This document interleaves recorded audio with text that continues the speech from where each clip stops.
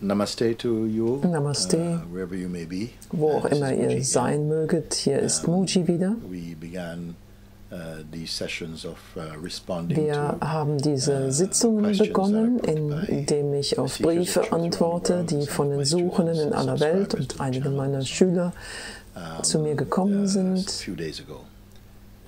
Das haben wir vor einigen Tagen begonnen.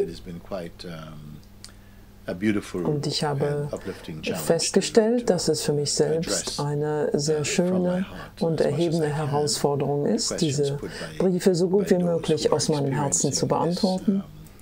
Diese Fragen, die diejenigen haben, die diese Zeit der Prüfung erleben. Die Fragen sind sehr vielfältig und sie kommen auch von unterschiedlichen Graden an Reife, spirituellem Bewusstsein.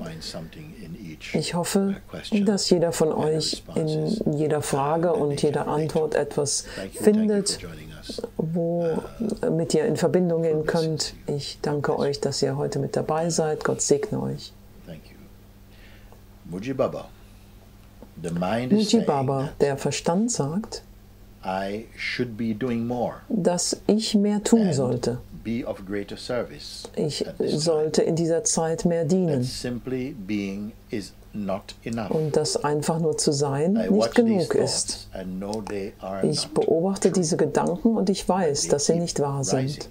Aber sie steigen immer wieder auf. Kannst du bitte das Licht der Wahrheit ein und für allemal darauf scheinen lassen? Danke in Liebe und Gnade von Michael. Der Verstand sagt also, dass ich mehr tun sollte und dass ich in dieser Zeit einen größeren Dienst verrichten sollte. Wir sind alle damit vertraut, wie der Verstand funktioniert. Wir alle wissen, dass viele Dinge, die er sagt, nicht wahr sind, dass er uns häufig zu Sorge, Panik oder Angst anregt und dazu schnell zu handeln. Ich habe das Gefühl, wenn wir darauf viel genauer achten, dann werden wir häufig feststellen, dass unser Verstand uns in Situationen des Stresses oder der Aufregung hineinzieht, anstatt dass er die Weisheit spricht. Ich spreche hier nicht vom Verstand, vom Geist in seiner vollkommenen Bedeutung, sondern vom psychologischen Verstand, der mit dem Gefühl, ich als Person sozusagen verbunden ist, sozusagen mein Zimmergenosse. Ich bin daher nicht überrascht, wenn der Verstand so etwas sagt, was sich nach etwas sehr Edlem anhört. Du solltest mehr tun in dieser Zeit und du solltest einen größeren Dienst in dieser Zeit verrichten. Insbesondere dann, wenn viele Menschen jetzt in dieser Zeit feststellen werden, und natürlich nehmen sie das ganz unterschiedlich wahr.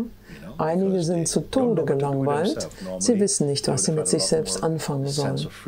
Normalerweise haben sie ein viel größeres Gefühl an Freiheit, sich umherzubewegen, wo auch immer der Verstand uns hinzieht. Wir versuchen, das zu erfüllen.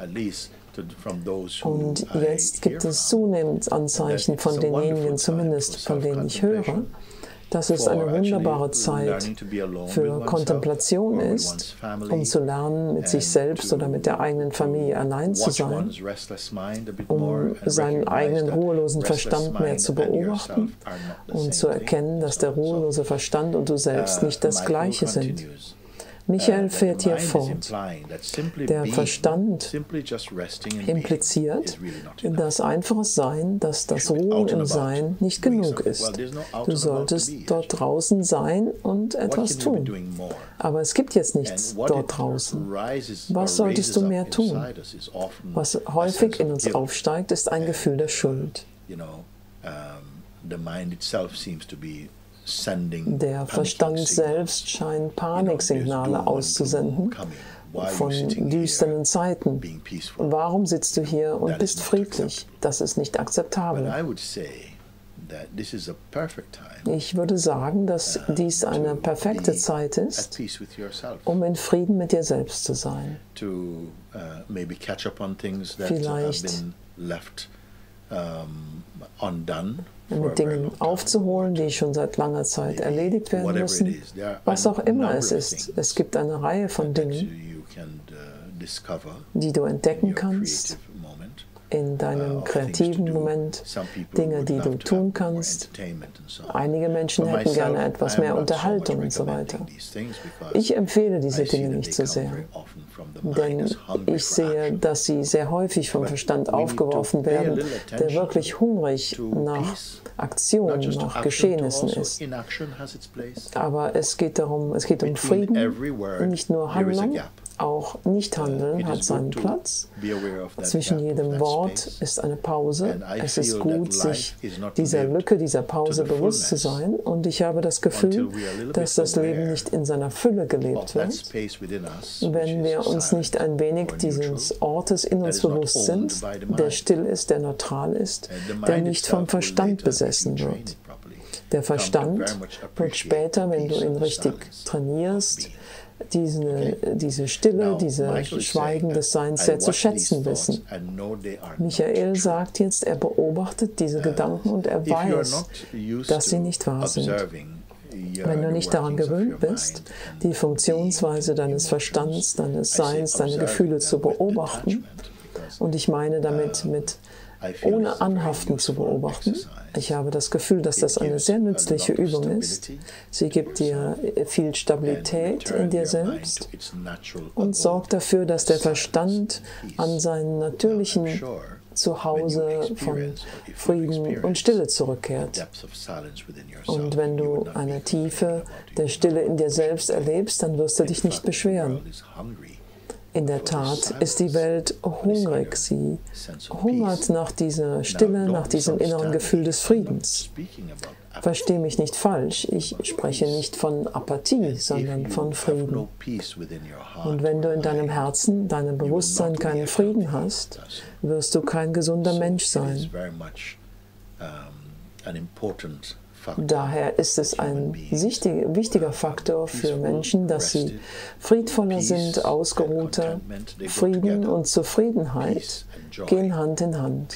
Frieden und Freude, Frieden und wirkliche Befriedigung, Frieden und Raum oder Liebe, sie gehen alle Hand in Hand. Das sind die höheren Eigenschaften von intelligenten Wesen, von Menschen, die in ihrem Bewusstsein aufgestiegen sind. Michael sagt, er weiß, dass das nicht wahr ist, aber die Gedanken kommen trotzdem. Es genügt nicht zu wissen, dass etwas nicht wahr ist. Das ist eine wichtige Phase, dass du dieses Unterscheidungsvermögen hast, dass du weißt, etwas ist nicht wahr. Manche Menschen bezeichnen das vielleicht als ihr Gewissen oder ihre Unterscheidungsfähigkeit zu wissen. Und wenn ich hier von Wissen rede, dann meine ich damit eine Eigenschaft des Herzens als eine Eigenschaft des Kopfes. Michael sagt, er weiß, dass die Gedanken nicht wahr sind, aber sie steigen immer wieder auf. Warum kommen sie immer wieder? Es ist verständlich, wenn du dir anschaust, dass wir seit langer Zeit in den Gewohnheiten des Verstands geschwelgt haben. Und zwar fast unser ganzes Leben lang.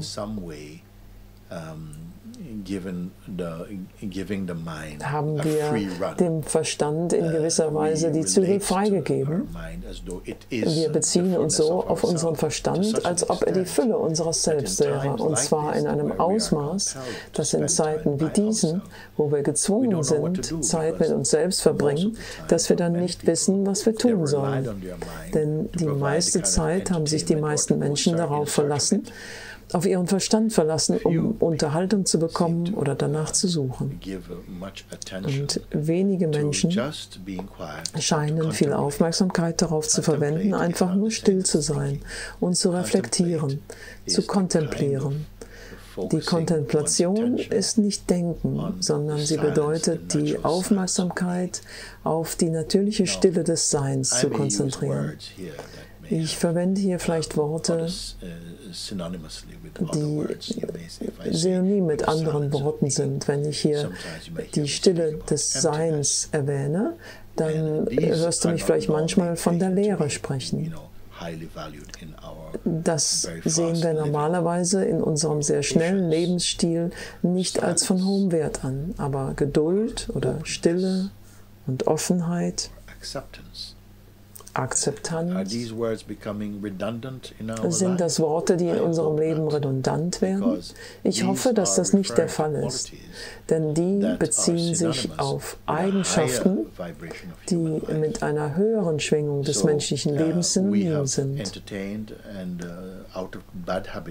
Aus schlechter Gewohnheit haben wir den Verstand in die Hand gespielt. Der Verstand war lange derjenige, der Ideen projiziert und der Spaß und Aufregung verspricht, und wir sind dem lange hinterhergerannt.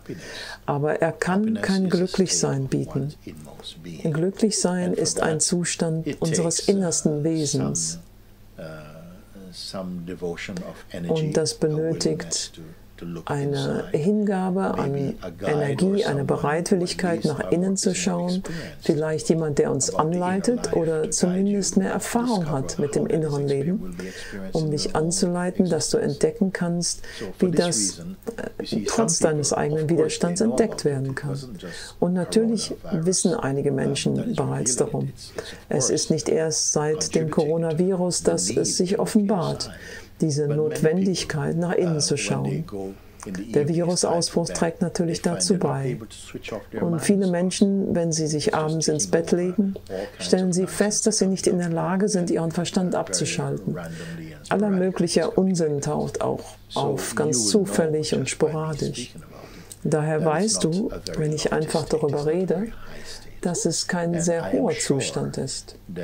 Und ich bin mir sicher, dass du großen Nutzen davon haben wirst, einen ruhigen und friedvollen Verstand zu haben. Michael fragt jetzt, oder bittet hier, kannst du bitte das Licht der Wahrheit ein für alle Mal darauf scheinen lassen. Was ich sagen würde, nicht nur zu Michael, sondern zu allen, denen das vertraut vorkommt. Und vielleicht hätte ich diese Sitzung beginnen sollen, um einen anderen Ton anzuschlagen. Das wäre vielleicht hilfreich. Vielleicht nehme ich mir jetzt einen Moment Zeit, um das zu tun. Es ist wichtig, dass wir Dinge nicht nur sagen, die sich wahr anhören, sondern die dir helfen, diesen Zustand zu erkennen und erfahrungsgemäß zu erleben. Und eine einfache Übung dafür ist die folgende. Einfach so, wie ich hier sitze und du so sitzt, wo auch immer du bist. Wenn ich dich bitten würde, einfach alle Gedanken und Sorgen beiseite zu lassen, die in deinem Verstand auftauchen. Sie tauchen auf, aber gib denen einfach keine Aufmerksamkeit. Vielleicht streiten sich die Nachbarn nebenan, aber du musst nicht wissen, worüber sie reden. Auf ähnliche Weise kann die Verstandesenergie kommen und du bist dir bewusst, dass das nicht du bist. Und auch Gefühle, das sind alles Wellen. Das ist so, als wenn Wolken sich im unveränderlichen Himmel vorbei bewegen, im stillen Himmel. Das sind wie Wellen, die auf der Oberfläche des Ozeans sich vorbei bewegen. Sie kommen und sie gehen. Woher kommen sie? Wenn du dem Aufmerksamkeit schenkst, wirst du feststellen, dass sie von nirgendwoher kommen und dorthin auch wieder verschwinden, wenn du das zulässt. Was häufig passiert, ist, dass wenn Gedanken aufkommen, eine bestimmte Art von Gedanken, insbesondere, bei denen du das Gefühl hast, eine Beziehung zu diesen Gedanken zu haben, ein Interesse daran, dann schenken wir ihnen Aufmerksamkeit und dann wird daraus der Prozess des Denkens oder der Fantasie oder von Projektion. Und wenn du das schon seit langer Zeit machst, wie das vielen von uns geht, dann ist das beinahe so, als ob sie kommen, ohne deine Erlaubnis zu erfragen. Und die einfache Tatsache, dass sie kommen, wir sagen dann, sie stören mich, aber es ist einfach so, dass Gedanken in deinem Verstandesraum auftauchen, Du musst dich nicht stören lassen, aber du fühlst dich dadurch gestört. Es ist so, als wie wenn man eine Beziehung mit Paparazzi, mit Journalisten hat. Sie kommen und natürlich möchtest du, dass sie zu dir kommen, aber wenn du deine Ruhe haben willst, dann lassen sie dich nicht in Ruhe. Wir haben also eine Beziehung zu unseren Gedanken. Es ist nicht wahr, dass die Gedanken eine Beziehung mit dir haben. Gedanken sind keine empfindsamen Einheiten. Sie erscheinen als Teil des Tanzes des Bewusstseins. Aber du hast ebenfalls einen echten Willen und Willenskraft und du kannst das am besten nutzen, weil mich Menschen manchmal fragen, ob sie freien Willen haben oder nicht. In diesem Kontext, da würde ich sagen, dass der beste freie Wille ist, wenn diese Gedanken in dir auftauchen, deine Entscheidungsfreiheit nutzt, als Zeuge davon zu bleiben. Und wenn sie kommen und vor deiner Aufmerksamkeit auftreten und dir Spiel aufführen, aber sich nicht mit dir verbinden, dann erschöpfen sie irgendwann ihre Aktivität und verschwinden. Das ist das, was passiert, wenn du darauf achtest. Sie kommen und sie gehen.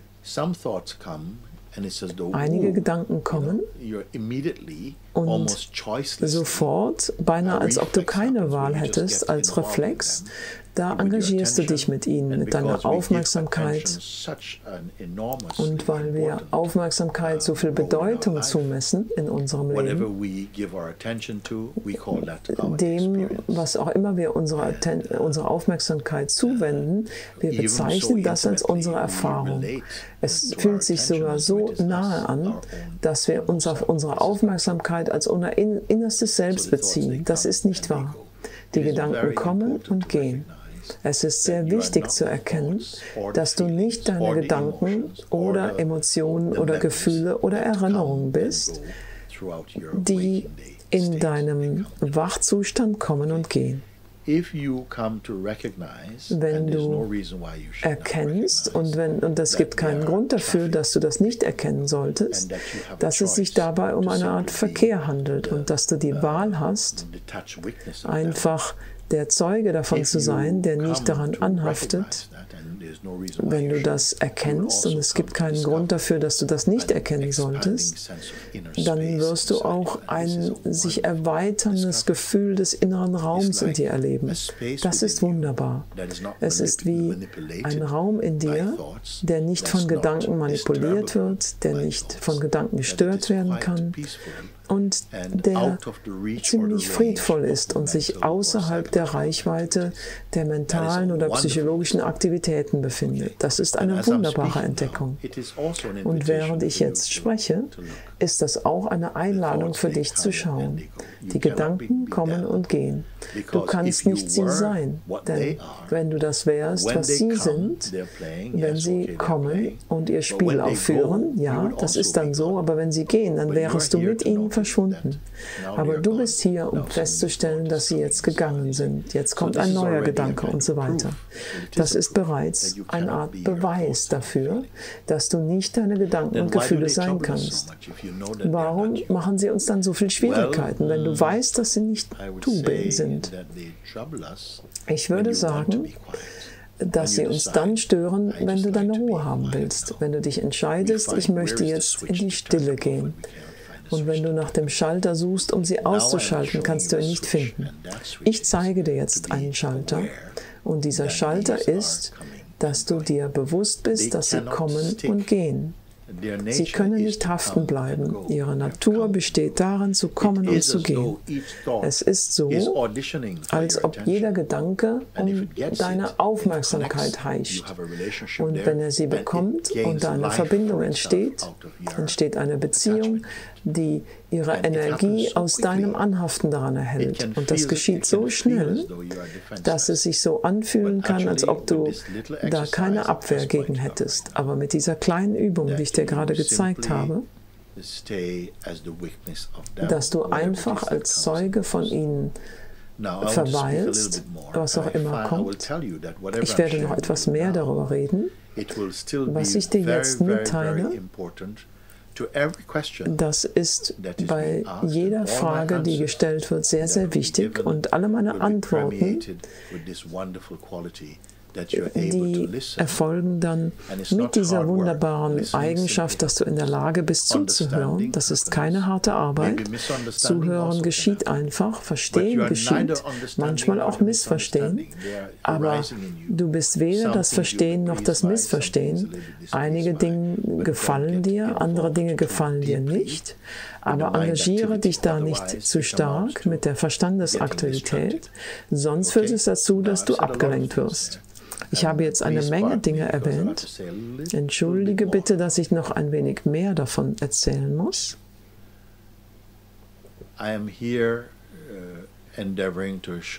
Ich bin hier und bemühe mich, dir zu zeigen und zu isolieren, nicht nur zu isolieren, das hieße, ich würde mich selbst isolieren, sondern dir zu zeigen, wo du vom Gedankenstrom, vom Strom der Empfindungen und Überzeugungen und Projektionen und Anhaftungen getrennt bist. Eine Quelle, die ewig weiter Wasser, Gewässer aus dem Verstand hervorbringt. Aber wenn du beobachtest, wie ich es dir gesagt habe, und siehst, wie sie kommen und gehen, dann wirst du erstens erkennen, dass du nicht deine Gedanken bist. Das ist ein wichtiges Ergebnis, dass du aus dem Beobachten gewinnen wirst. Die zweite Sache besteht darin, dass du, während du erkennst, dass du nicht deine Gedanken bist, die Energie nicht so schnell verloren geht, nicht so schnell sich mit den einladenden Gedanken verbindet, sondern sie bleibt hier. Du verlierst also keine Energie. Das spürst du sogar jetzt schon. Umso mehr du so verbleibst, wirst du feststellen, dass die Energie, die normalerweise an Gedanken verloren gehen würde, dass du sie hier spürst, so als ob du in einem Kokon der Weite eingehüllt bist, der dich von dem Gedankenstrom trennt, der kommt, von den Gefühlen, die kommen. Das ist ein sehr gesunder Zustand. Du musst nicht darin verwickelt werden in den Gedanken und Gefühlen und davon hinweggetragen werden. Du kannst an dem Ort des Selbstgewahrseins bleiben, das ist ein neuer Begriff, an dem du nur dem Gefühl deiner selbst gewahr bist und während du dieser inneren Eigenschaft Aufmerksamkeit schenkst, wo du normalerweise durch deine Augen, deine Sinne nach außen gehst, um mit etwas zu interagieren, das ist das Ziel deines Verstandes ist, wie ein Einkaufen durch die Sinneseindrücke, und ich bezeichne das als eine Ablenkung, aber du hast noch nicht erfasst, dass es sich um eine Ablenkung handelt. Es ist eine Ablenkung von was? Von deinem natürlichen Zustand. Und alle, wir Menschen würden alle davon profitieren, uns dessen mehr gewahr zu werden, was wir als unser wahres Selbst bezeichnen. Das ist nicht einfach nur eine persönliche Wesenheit, sondern eine Eigenschaft des Seins, ein Gefühl des Seins, nicht nur das Objekt des Körpers, sondern das Subjekt des Gewahrseins. Ich kann das nicht zu sehr beschreiben. Aber während du meinen Worten folgst, wenn ich jetzt spreche und immer wieder zuhörst, bis du das auf Erfahrungsebene erfasst hast, dann wirst du erkennen, meine Güte, hier geschieht etwas Wunderbares. Es ist, als ob etwas geschieht, aber auch nicht geschieht. Ich bin einfach nur hier. Und all die normale Funktion der Wahrnehmung von Dingen, die läuft ab, aber ich bin irgendwie keine Geisel der Bewegungen meines Verstands. Und das ist eine ungeheure Entdeckung. Bitte hör dir an, was ich gerade gesagt habe, hör es dir ein paar Mal an, versuche das zu erfassen, dass du einfach beobachtest. Vielleicht bemerkst du zuerst, wenn du einfach nur versuchst, den Verstand zu beobachten, dann stellst du fest, ich kann es nicht, denn sobald der Verstand sagt, hallo, da wirst du schon dort hineingezogen. Das ist nur aufgrund von Gewohnheit und aufgrund von der Tatsache, dass wir nicht geübt haben, das Spiel unseres Verstandes mit etwas Distanz zu beobachten. Aber du fängst an und gib nicht zu schnell auf dabei. Schaue einfach nur, beobachte, was im Verstand aufsteigt, bei den Gefühlen und wie schnell das zu einer Art Theater wird und die Aufmerksamkeit dorthin geht und das dann zu deiner Erfahrung wird. Aber ich habe dich gebeten, dir dessen bewusst zu sein, aber dort nicht einzuloggen, sondern deine Neutralität zu bewahren. Und indem du das machst, wirst du dahin kommen, dass du etwas bestätigst, das, was sehr wahr ist, dass du nicht deine Gefühle bist und nicht deine Gedanken. Habe keine Angst davor. Du wirst weitere sehr wunderbare Dinge entdecken. Sie kommen und sie gehen, die Gedanken, und du bist der Beobachter davon. Je mehr du dir darüber im Klaren bist, das führt dazu, dass die Energie, die normalerweise in deiner Interaktion mit den Gedanken verloren geht, dass sie hier in dir resoniert, wo du das beobachtest. Und du hast dieses Gefühl, in einem wunderbaren Kokon der Stille zu sein.